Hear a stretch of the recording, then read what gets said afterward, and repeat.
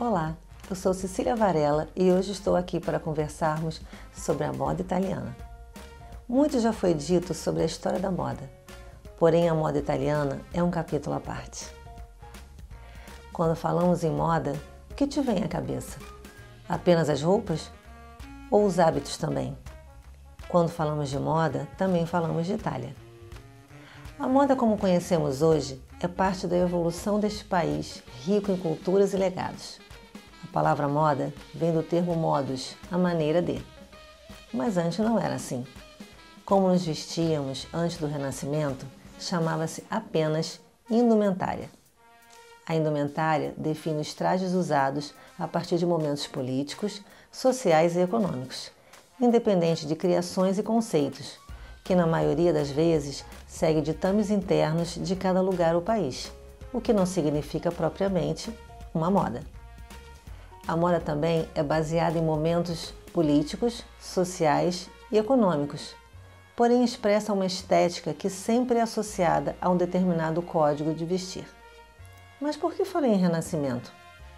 Renascença é como ficou conhecida o período de grandes mudanças e conquistas culturais que ocorreram na Europa, mais precisamente na Itália, entre os séculos XIV e o século XVI. Este período marca a transição entre a Idade Média e a Idade Moderna. Na Itália do século XV, a indumentária italiana exibia a mesma diversidade que a francesa, inglesa ou alemã.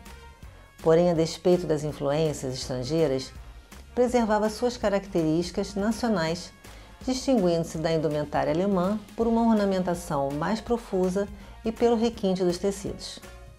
Na Itália, como em outros países, foram criadas inúmeras leis com a finalidade de restringir o luxo cada vez maior dos trajes, mas essas leis foram ali tão inúteis quanto nos demais lugares. Renascimento, Renascença são os termos usados para identificar o período da história da Europa aproximadamente entre fins do século XIV e o fim do século XV. Os estudiosos, porém, não chegaram a um consenso sobre essa cronologia, com várias consideráveis nas datas. O período foi marcado por transformações em muitas áreas. Apesar destas transformações serem bem evidentes na cultura, sociedade, economia, política e religião, caracterizando a transição do feudalismo para o capitalismo e significando uma ruptura com as estruturas medievais, o termo é mais comumente empregado para descrever seus efeitos nas artes, na filosofia e nas ciências, e o ponto inicial de nosso assunto, o traje. Vemos três figuras neste slide. A figura 1 retrata uma mulher de perfil, cabelos emoldurando o rosto, mangas ricamente detalhadas, decote simples achatando o busto. É uma figura emblemática do Renascimento. Na figura 2, temos uma figura um tanto quanto polêmica. Todas as roupas nesse período representam a mulher com uma proeminente barriguinha como se estivesse grávida. Isso era apenas uma figura, porque as mulheres vendiam a imagem de uma mulher fértil em busca de um marido. E aí os vestidos vão enfatizar sempre essa cintura alta abaixo do busto para elevar a barriga. Na figura 3, vemos uma mulher com a sua cabeça raspada até a metade e um chapéu alto com véu valorizando o rosto como uma moldura. Essa imagem da mulher com a cabeça raspada é muito comum nesse período, representando uma estética. Para nós pode parecer estranho, mas é uma estética de beleza para o período do Renascimento. As três figuras representam muito bem o início do período do Renascimento na Itália, trazendo uma nova estética após a Idade Média. Na arte, com a ruptura dos padrões medievais, vemos a evolução transformar-se, daí ser chamado de período renascentista. Teocentrismo e antropocentrismo. No quadro O Batismo de Cristo, de Francesco Albani, vemos Deus como a figura central do quadro. Se traçarmos uma diagonal em ambos os lados do quadro, veremos que Deus está alinhado à figura do Cristo. Isto representa o teocentrismo, a imagem forte de Deus dominando o mundo. Já no quadro O Homem Vitruviano, de Leonardo da Vinci, vemos o homem como centro de tudo, mesmo em movimento, obedecendo à órbita na mandala da vida. O homem passa a ser o centro de tudo. Entre um quadro e o outro, percebemos a mudança de toda uma história. Na Idade Média, o teocentrismo domina. Já no Renascimento, o homem domina a história. Isso é muito importante para que a gente perceba que a partir do Renascimento, a valorização do ser humano passa a ser vista de uma forma diferente.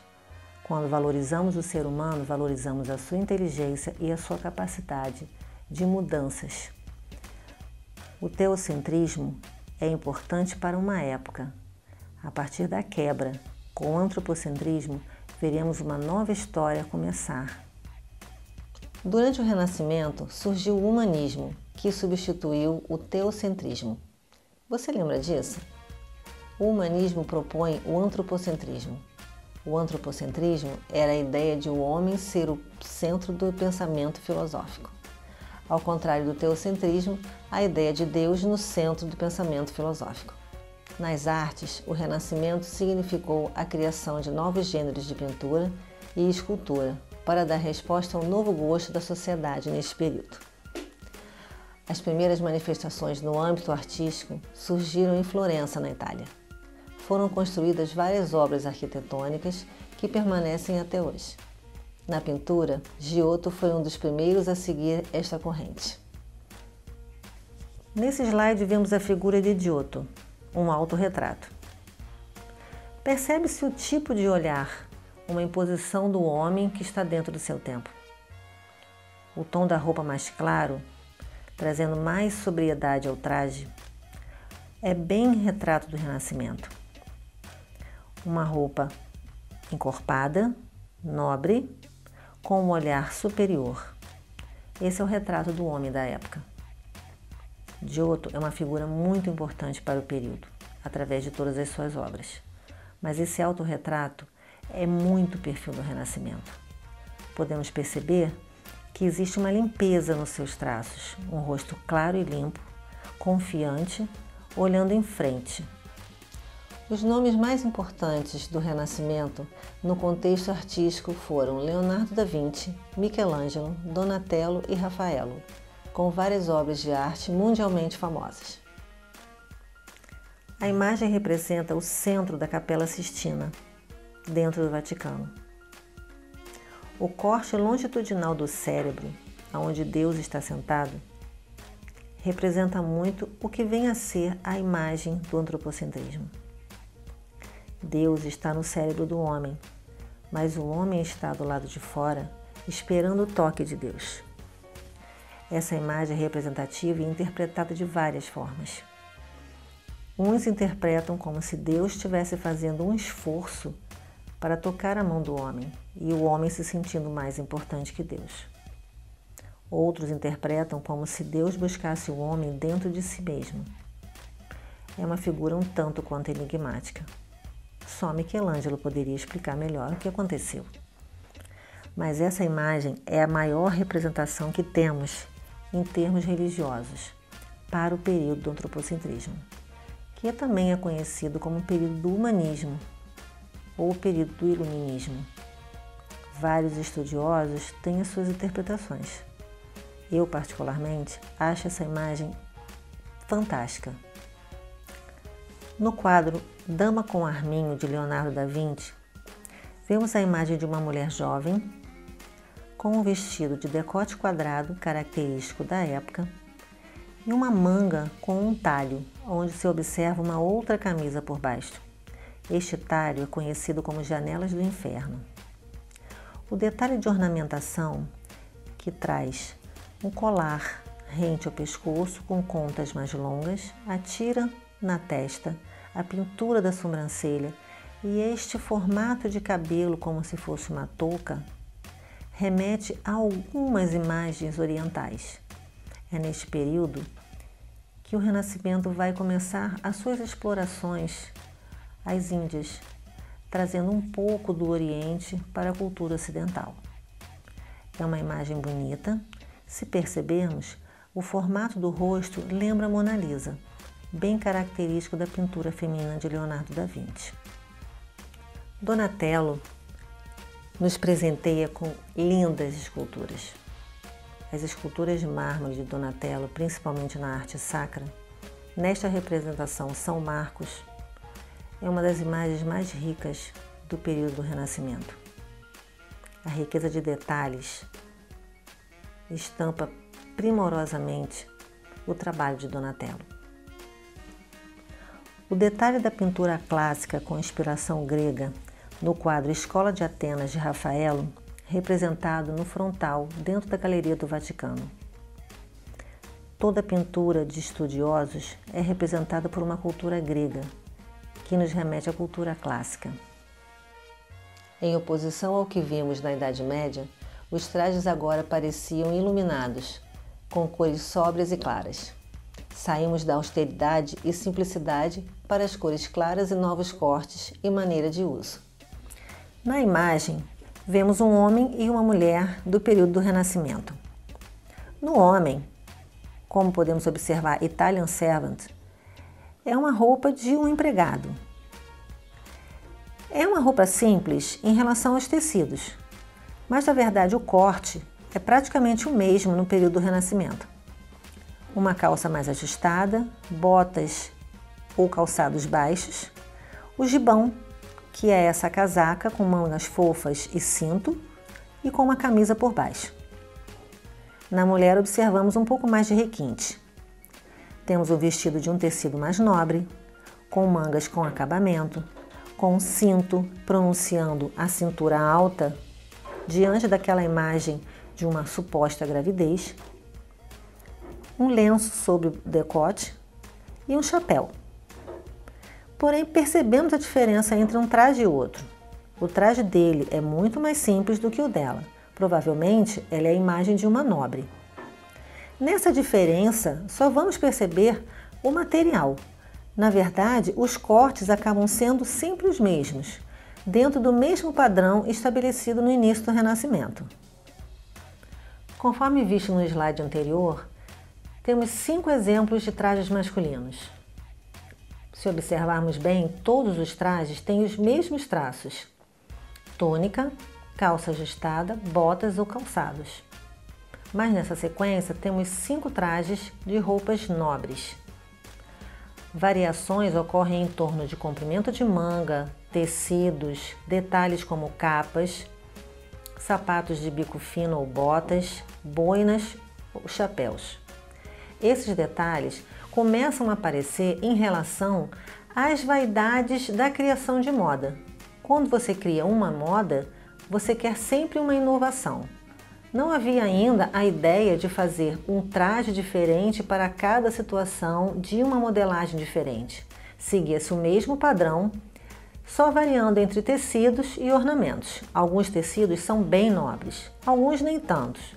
Alguns têm bordados, têm detalhes, têm joias, mas na verdade obedecem à mesma modelagem. A única coisa que os diferencia são pessoas nobres ou não, ou tecidos melhores ou não, ou bordados ou não. É apenas uma variação em cima do mesmo tema.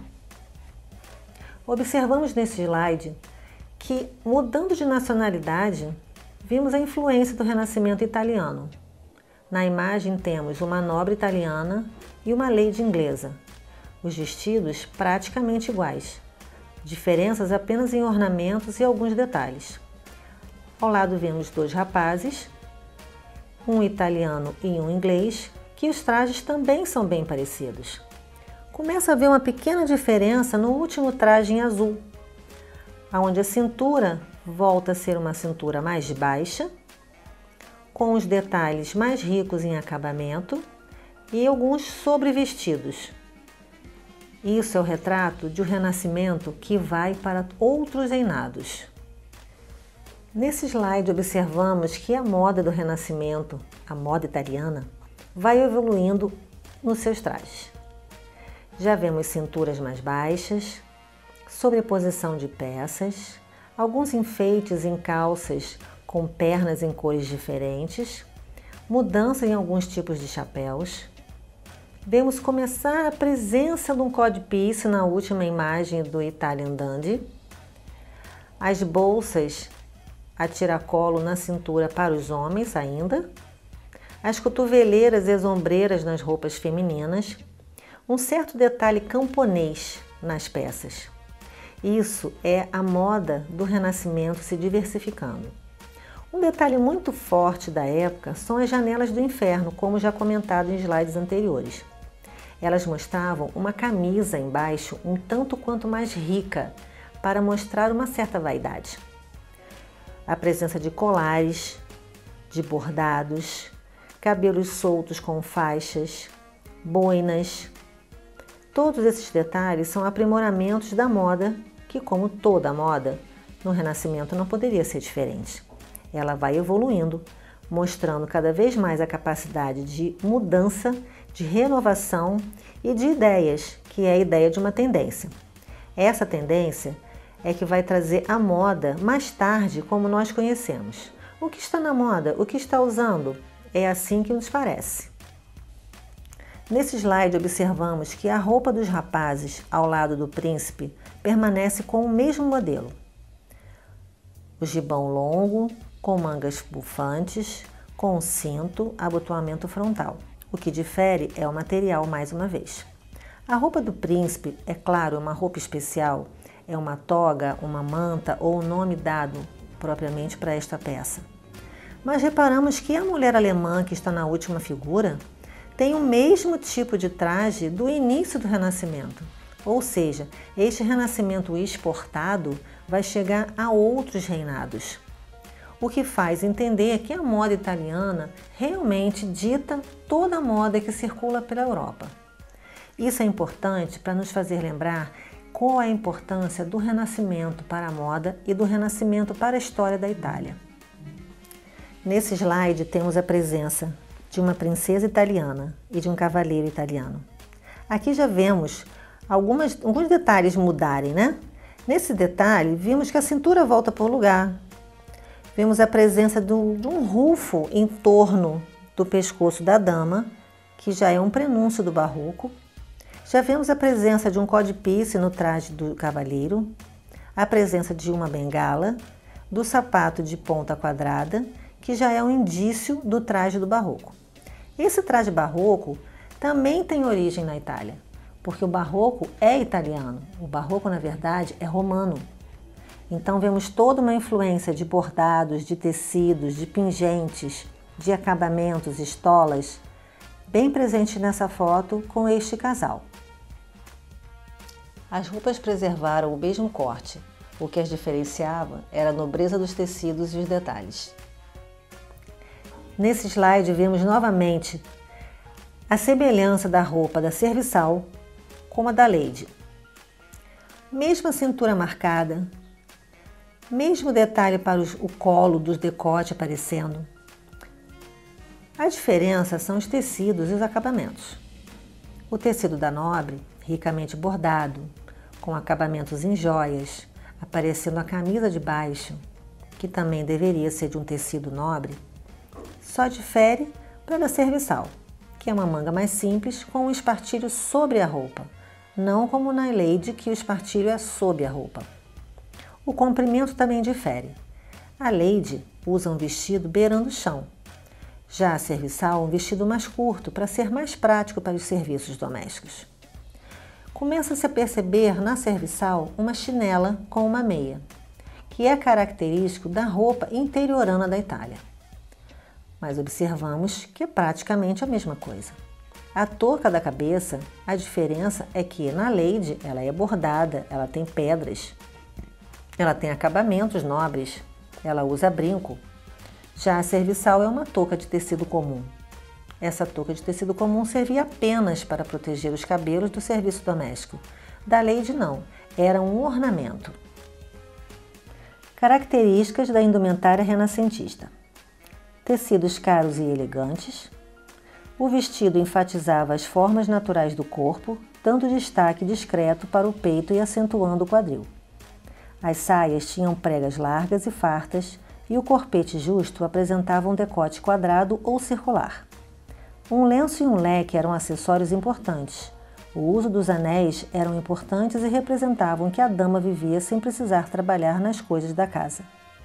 A roupa de homem era composta por um casaco que ia até o joelho, ou era mais curto, gibão, uma espécie de colete, com diversos tipos de golas amplas, com ombros almofadados, beca, calções até os joelhos, chapéus achatados e largos, camisas amplas com punhos justos, que são as chemises, sapatos de couro com sola baixa e com bico de pato ou bico fino, correntes e capas curtas presas no ombro. Quando falo de tecidos caros e elegantes, me refiro apenas à nobreza.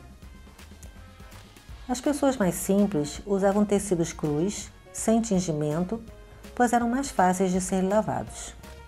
O vestido que enfatizava as formas naturais do corpo, dando destaque ao peito e acentuando o quadril, era a valorização do corpo da mulher.